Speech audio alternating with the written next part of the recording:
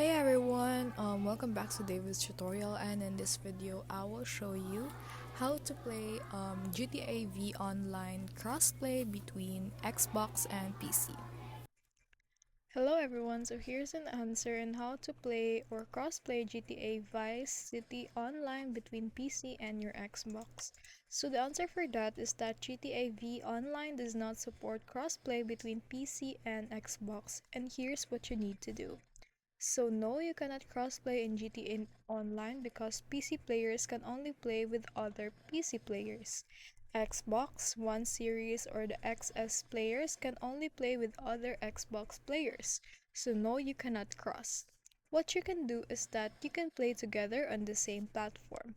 So if possible, both players should play GTA Online on the same platform. For example, if you're on Xbox Series X, your friend must also be on Xbox One or Series.